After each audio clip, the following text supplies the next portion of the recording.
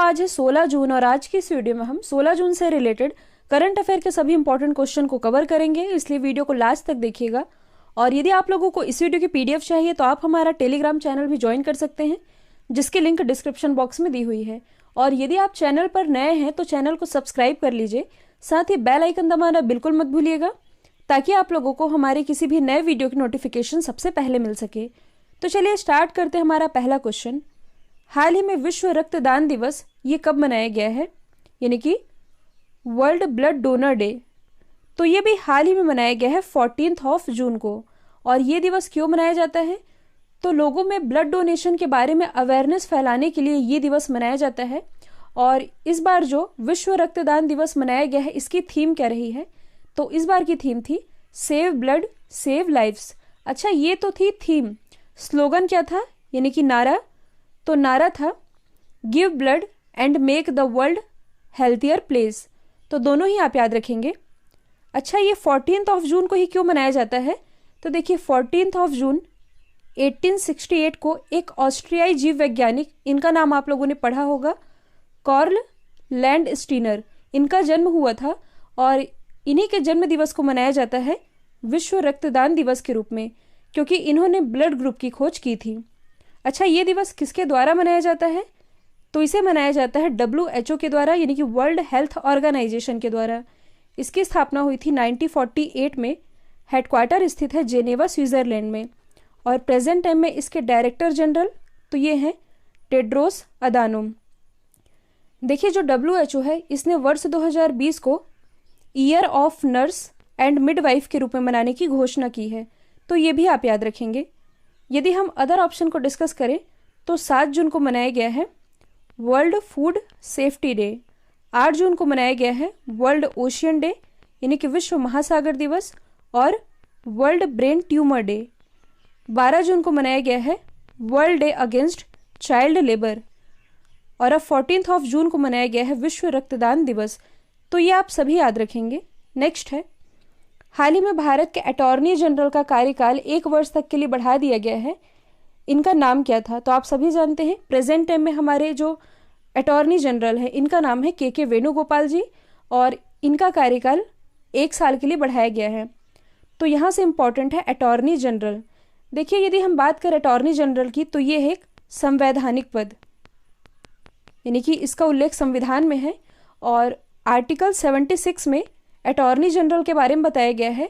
और जो attorney general होते हैं, ये देश के सर्वोच्च कानूनी अधिकारी होते हैं, जबकि सॉलिसिटर जनरल ये होते हैं देश के दूसरे सर्वोच्च कानूनी अधिकारी। और इनकी नियुक्ति कौन करते हैं, तो ये करते हैं प्रेसिडेंट, यानी कि भारत के राष्ट्रपति।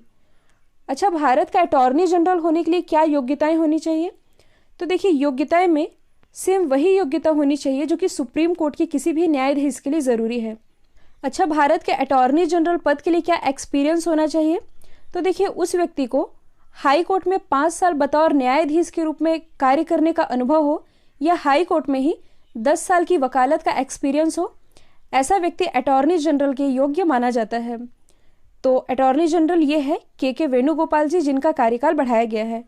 अभी मैंने बताया है सॉलिसिटर जनरल के बारे में, जो कि भारत का, यानी कि देश का दूसरा सर्वोच्च कानूनी अधिकारी होता है, तो ये है तुषार मेहता, ये है सॉलिसिटर जनरल। हाल ही में जो विमल जुल्का है, ये बनाए गए हैं मुख्य सूचना आयुक्त, यानी कि चीफ इंफॉर्मेशन कमीशन, जबकि जो संजय कोठारी जी हैं, ये बनाए गए हैं चीफ विजिलेंस कमीशन, यानी कि मुख्य सतर्कता आयुक्त। तो ये सभी आप याद रखेंगे। नेक्स्ट है, हाल ही में भारत के सबसे वृद्ध फर्स्ट क्लास क्रिकेटर का निधन हुआ है, इनका नाम क्या था, तो देखिए इनका नाम था वसंत राय जी। और अभी हाल ही में 100 वर्ष की आयु में इनका निधन हो चुका है। और देखिए मुंबई में स्थित है जॉली क्रिकेट क्लब, तो इसके संस्थापक सदस्य में वसंत राय जी शामिल थे, जिनका अभी हाल ही में निधन हो चुका है।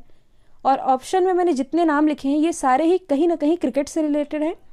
हाल ही में बापू नाडकर्णी का भी निधन हुआ, और ये भारत के पूर्व दिग्गज ऑलराउंडर थे।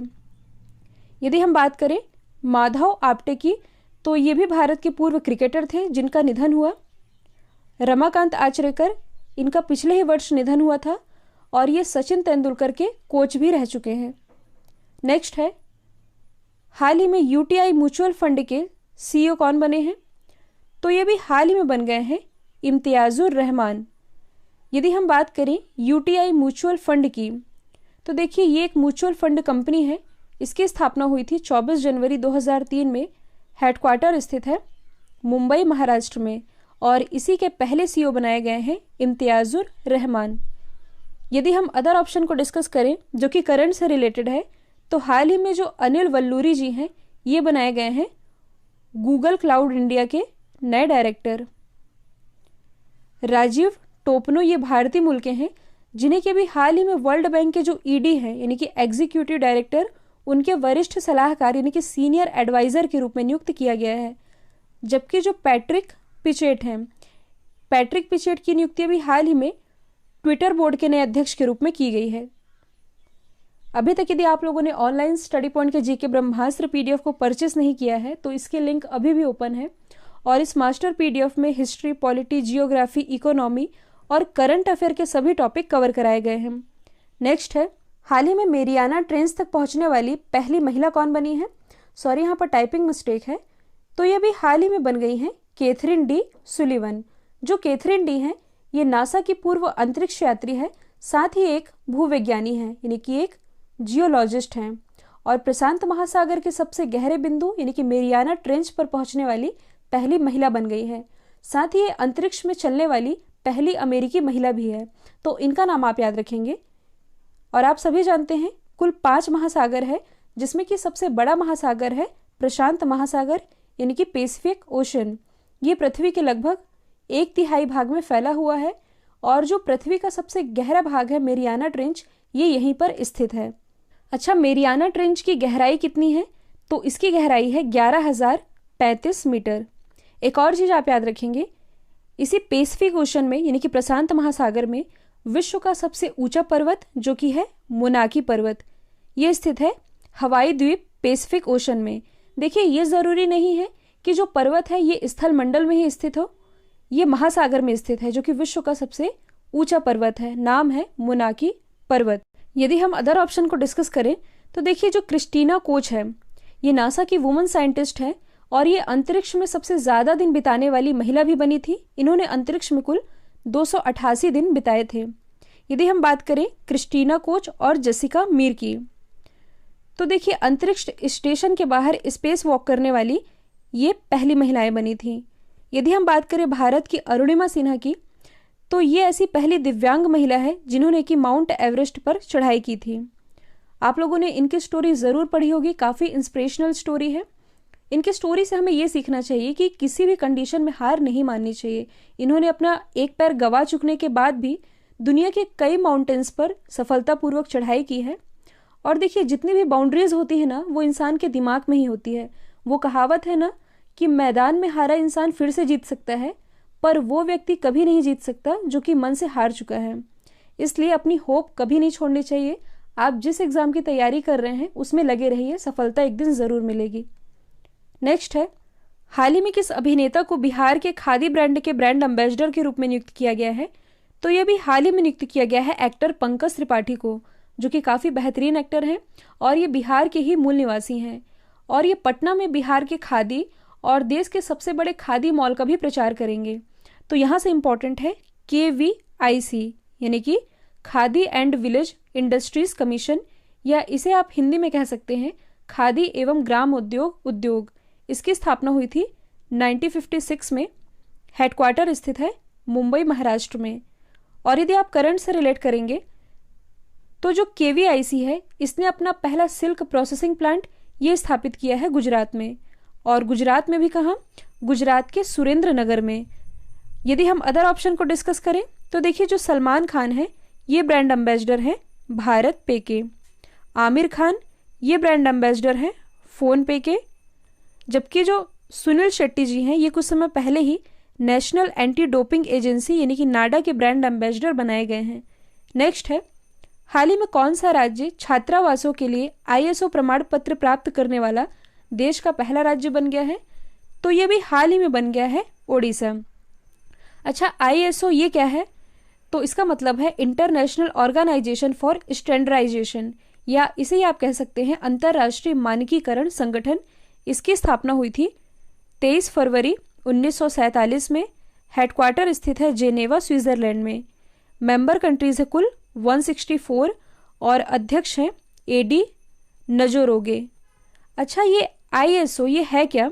तो देखिए, ये एक प्रकार का क्वालिटी स्टैंडर्ड सर्टिफिकेट है और जो आईएसओ है ये प्रमाणित करता है कि कोई भी संस्था या उद्योग कैसे काम कर रहा है, क्वालिटी कैसी है या मैनेजमेंट कैसा है। आप लोगों ने सुना होगा ना आईएसओ 9001 2008 इस टाइप से। देखिए, इसमें हम ज़्यादा डिटेल में नहीं जाएंगे, बस इतना याद रखना है आप लोगों को कि छात्रावासों के लिए आईएसओ प्रमाण पत्र प्राप्त करने वाला देश का पहला राज्य ये ओडिशा ही बना है। इसे आप मैप में देख सकते हैं। ओडिशा ये किन किन राज्यों के साथ बॉर्डर शेयर कर रहा है। ओडिशा की यदि हम बात करें तो राजधानी क्या है? भुवनेश्वर। ओडिशा से रिलेटेड एक करंट अफेयर का क्वेश्चन आप याद रखेंगे। आप सभी जानते हैं कोणार्क का सूर्य मंदिर जो कि ओडिशा में ही स्थित है। तो कोणार्क का सूर्य मंदिर और सूर्य शहर को सोलराइज करने के लिए अभी हाल ही में केंद्र सरकार ने एक योजना भी स्टार्ट की है। नेक्स्ट है, हाल ही में किस केंद्रीय मंत्री ने सहकार मित्र योजना का शुभारंभ किया है? तो इसकी शुरुआत अभी हाल ही में की है केंद्रीय कृषि मंत्री नरेंद्र सिंह तोमर ने। और देखिए, ये पहल किसकी है? तो ये पहल है एनसीडीसी की, यानी कि नेशनल कोऑपरेटिव डेवलपमेंट कॉरपोरेशन, या इसे आप हिंदी में कह सकते हैं राष्ट्रीय सहकारिता विकास निगम की। इसकी पहल है, लेकिन शुरुआत की है नरेंद्र सिंह तोमर ने। देखिए, जो एनसीडीसी है ये कोऑपरेटिव सेक्टर्स के लिए हमेशा से ही एक इनोवेटिव सॉल्यूशन प्रदान करने के लिए एक्टिव रहा है। और ये जो योजना शुरू की गई है, इस योजना से जो यूथ प्रोफेशनल हैं उन्हें एक पेड इंटर्न के रूप में एनसीडीसी और जो भी सहकारी समितियां होती हैं उनके कामकाज से एक प्रैक्टिकल एक्सपीरियंस सीखने का मौका मिलेगा। और इसी की शुरुआत की है केंद्रीय कृषि मंत्री नरेंद्र सिंह तोमर ने। अच्छा, नरेंद्र सिंह तोमर, इनकी कॉन्स्टिट्यूंसी क्या है? तो इनकी कॉन्स्टिट्यूंसी है मुरैना, मध्य प्रदेश। और हाल ही में इनके द्वारा एक मोबाइल ऐप भी लॉन्च किया गया है। ऐप का नाम है किसान रथ मोबाइल ऐप। तो ये भी आप याद रखेंगे। नेक्स्ट है, हाल ही में किस देश के स्वास्थ्य मंत्री जिनका नाम है जेमी मनालिच, इन्होंने कोरोना वायरस महामारी को लेकर के इस्तीफा दे दिया है? तो ये भी हाल ही में दिया है चिली के स्वास्थ्य मंत्री ने। इनका नाम था जेमी मनालिच। चिली की यदि हम बात करें तो कैपिटल क्या है? सैंटियागो। करेंसी है चिलियन पेसो। प्रेसिडेंट है सेबास्टिन पिनिएरा। देखिए, यदि आप करंट से रिलेट करेंगे तो दिसंबर 2019 की ही बात है। आप लोगों ने COP25 जरूर सुना होगा, यानी कि कॉन्फ्रेंस ऑफ पार्टीज। ये पहले ऑर्गेनाइज होने वाली थी चिली में, लेकिन कुछ रीजन के कारण इसका आयोजन किया गया था स्पेन के मैड्रिड में। स्पेन के मैड्रिड में आयोजन तो किया गया था, लेकिन इसकी अध्यक्षता जो है ये चिली गवर्नमेंट के द्वारा ही की गई थी। अब आप मैप में देख सकते हैं चिली की लोकेशन, ये स्थित है साउथ अमेरिका में, ये है नॉर्थ अमेरिका। इससे रिलेटेड हम कुछ एक्स्ट्रा फैक्ट डिस्कस कर लेते हैं। देखिए, यहाँ पर हम थोड़ा सा साउथ अमेरिका की तरफ ध्यान देंगे तो ये जो बड़ा वाला हिस्सा दिख रहा है ये है ब्राज़ील। कई बार एग्जाम में पूछा जाता है कि ऐसे कितने देश हैं जिनकी सीमा ब्राज़ील से नहीं लगती। तो देखिए, साउथ अमेरिका में ऐसे केवल 2 देश हैं जिनकी सीमा ब्राज़ील से नहीं लगती। एक तो ये है चिली, दूसरा जो आप यहाँ पे छोटा सा देख रहे हैं ये है इक्वाडोर। तो चिली और इक्वाडोर, केवल ऐसी 2 कंट्रीज हैं जिनकी सीमा ब्राज़ील से नहीं लगती है। और दक्षिण अमेरिका में ही विश्व का सबसे अधिक ऊंचाई पर स्थित नौकायन झील स्थित है। इसका नाम क्या है? लेक टिटिकाका, जो कि पेरू और बोलीविया की सीमा पर स्थित है। आप मैप में देख सकते हैं, ये है पेरू, ये है बोलीविया, और इसी की सीमा पर स्थित है लेक टिटिकाका। एक और चीज आप याद रखेंगे कि वर्ल्ड का सबसे हाईएस्ट वाटरफॉल ये है एंजल वाटरफॉल, और ये स्थित है साउथ अमेरिका के वेनेजुएला में। यहाँ पर जो मैंने निशान लगाया है यही है वेनेजुएला, और यहीं पास स्थित है एंजल फॉल। तो ये आप याद रखेंगे। नेक्स्ट है, हाल ही में फिलीपींस में भारत के नेक्स्ट अम्बेसडर के रूप में किसे नियुक्त किया गया है? तो नॉन कॉमनवेल्थ कंट्रीज में नियुक्त होते हैं अम्बेसडर यानी कि राजदूत, और कॉमनवेल्थ कंट्रीज में नियुक्त होते हैं हाई कमीशन यानी कि उच्चायुक्त। और फिलीपींस में इंडिया के नेक्स्ट अम्बेसडर के रूप में नियुक्त हुए हैं शंभू एस कुमारन, और इन्होंने किनका स्थान लिया है? तो इन्होंने रिप्लेस किया है जयदीप मजूमदार को। यदि हम बाकी ऑप्शन को डिस्कस करें जो कि करंट से रिलेटेड है, तो देखिए, हाल ही में जो राहुल श्रीवास्तव है ये बनाए गए हैं इंडिया के नेक्स्ट अम्बेसडर रोमानिया में, और इन्होंने रिप्लेस किया था थांगलुरा दारलोंग को। मोनिका मेहता, तो ये भी हाल ही में स्विट्जरलैंड में इंडिया की नेक्स्ट एम्बेसडर बनी है और इन्होंने रिप्लेस किया था सीबी जॉर्ज को। यहाँ से इम्पॉर्टेंट है फिलीपींस। आप मैप में देख सकते हैं फिलीपींस की लोकेशन, ये है अपना एशिया महाद्वीप। फिलीपींस की कैपिटल क्या है, तो ये है मनीला, और मनीला में ही हेडक्वार्टर स्थित है एडीबी का, यानी कि एशियन डेवलपमेंट बैंक का। करेंसी क्या है, फिलीपीनी पेसो। एक और चीज़ आप कनेक्ट कर सकते हैं, मैंने आप लोग बताया था हाल ही में जो ट्रैफिक इंडेक्स जारी किया गया था, यानी कि दुनिया के सबसे खराब ट्रैफिक सिटीज़ की एक लिस्ट जारी की गई थी, और इसमें जो भारत का बेंगलोर है ये रहा था टॉप पर, जबकि जो मनीला है जो कि फिलीपींस की कैपिटल है ये रहा था दूसरे स्थान पर। तो ये भी आप याद रखेंगे। कल आप लोगों से पूछा गया था हाल ही में किस शहर की पुलिस ने महिलाओं के लिए स्त्री कार्यक्रम की शुरुआत की, तो इसका राइट आंसर था हैदराबाद। अब आप लोगों के लिए आज का सवाल है, हाल ही में जारी की गई फीफा की रैंकिंग में भारत कौन से स्थान पर रहा है, तो इसका आंसर कमेंट बॉक्स में दीजिएगा, और इस वीडियो को लेकर के आपके जो भी पॉइंट ऑफ व्यू है वो भी कमेंट बॉक्स में ज़रूर बताइएगा, और एटलीस्ट एक स्टडी रिलेटेड रूप में शेयर जरूर करिएगा। तो आज के लिए इतना ही। Thank you so much.